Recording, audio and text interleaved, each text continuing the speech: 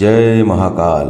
दर्शक नमस्कार प्रिय दर्शक बंधु एवं प्रिय साधक वृंद। आज यही मंत्रटी हेउची अष्टलक्ष्मी कुबेर मंत्र एवं এই अष्टलक्ष्मी कुबेर मंत्र को व्यवहार करी आपण निश्चित आपणकर अनेक धन धान्यर समस्यारू समाधान पाइबे एवं केबे भी आपणक पाखरू धनर अभाव रहिबनी। आपण सबुबेले खुशी अनुभव करिवे। এই मंत्रटी को आपण निश्चित व्यवहार करंतु। जदि आपणकर सबुबेले धनर समस्या रहउची बाकी उधार पछ छाड़ुनी जेते पैसा रोजगार कले भी आपण को अंटुनी टंका बा पैसा आसीबा पूर्वरु जीवा बाट खोली जाउची तेबे आपण ए उपायटी करंतु। ए उपायटी आपण को 5टी शुक्रवार किंबा 7टी शुक्रवार करिवाकू पड़िबो। भाबी नियंतु ओसा करिवाकू पड़िबो। एई पूजा पई आपण को एक काठर पीढ़ा व्यवस्था करिवाकू पड़िबो। काठर पीढ़ारे एक नाली कपड़ा पकई माँ लक्ष्मी कुबेरंकर फोटो मार्केट रे आपन को मिल जिवो। माँ लक्ष्मी कुबेरंकर फोटो टी आनिबे।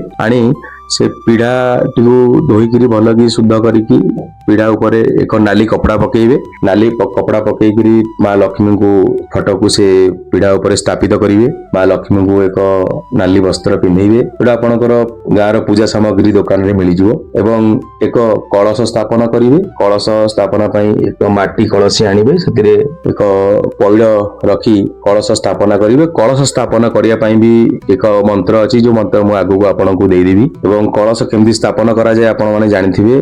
तळे धान रखी ता ऊपर कलश रखिबे। धान टिके धान न हेले अरुआ चाउल टिके रखलिबे आपण चलिबो। रखिकी आपण सेई कलश टिकु स्थापन करंतु। कलश टिकु स्थापन कला परे मां को जेमिति पूजा पूजी करिया कथा जेमिति ठाकुर को पूजा करंदी सेई टाइप रो पूजा करिवे। किछि माने एक्स्ट्रा किछि नाही। किंतु फोटो टिकु पूर्व मुखा रखी आपण पश्चिम मुखा बसी पूजा करिवे। एवं पूजा रे आपण को पंचु रंगीर फूलर आवश्यकता पड़िबो। 5टा रंगर फूल अलगा अलगा रंगर फूल सेतिरे अपराजिता फूल अनिवार्य। माने अपराजिता फूल तो आपण निश्चित रखिबे। आ जदि आपण को एक कमल फूल बा पद्म फूल जाउ कोंती पद्म फूल जदि गोटे मिलिबो तले आउरी बढ़िया। आपण एई पूजा विधिटी को करंतु देखिबे आपण बहुत खुशी अनुभव करिवे। पूजाटी करिवा पूर्वरु कलश स्थापन करिवे। कलश स्थापन करी कलश स्थापन करिवार जो मंत्रटी अछि मंत्रटी मु आगु आपण को देई देबी। जेमति कहली सेमति आपण से मंत्र द्वारा कलश स्थापन करिवे। ठाकुर को पूजा करिवे। एक माटी दीप नेबे किंबा पितल दीप हेले भी चलिबो। माटी दीप यदि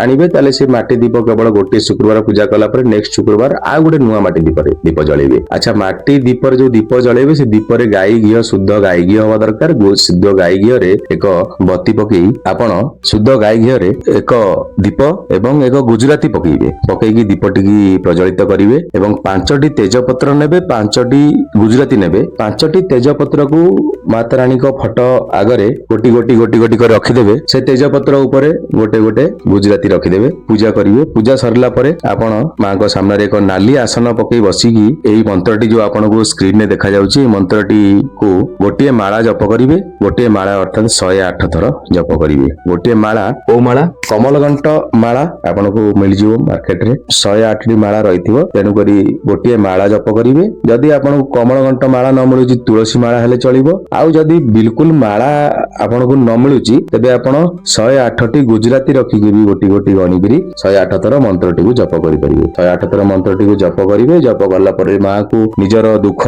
निजर कष्ट जणैबे। जणैकी मुंडिया मारिबे। आपण से दिनटी उपवास भी रहि पारंती। किंतु उपवास न रहिले भी चलिबो। किछि असुविधा नै। किंतु आपण सात्विक भोजन करिवे माने अरुआ भोजन करिवे बिना प्याज रसुण भोजन। आसी भोजन प्रस्तुत कला परे मां को पाखरे भोग चढ़ेइबे। भोग चढ़ेला परे आपण से प्रसादटी ग्रहण करिवे एवं रात्रि खाइबेनी। रात्रि खाइबा कथा जदि तेबे आपण सूर्य अस्त होबा पूर्वरु खांतु चलिबो। सूर्य अस्त परे आउ आपण किछि आहार ग्रहण करिवे नाही। आपण एही उपायटी को 5टी शुक्रवार 7टी शुक्रवार छाडंतु आपण 2टी 3टी शुक्रवार कला पर देखिबे आपण केते आपण लाइफ रे केते चेंजेस पाउचंती। आपण को घरे जदि किछि कलह लागि रहउची तेबे से समस्या भी दूर हबो। यदि आपण को स्वामी स्त्री भितर भी कली झगड़ा लागि रहउची टिके टिके कथा को आपण माइंड टेंशन रहउची किंबा आपण घरे कार माइंड सबले टेंशन रहउची आपण देखिबे से सब भी धीरे धीरे दूरे जीवो। आपण आपणकर व्यवसायी आपणकर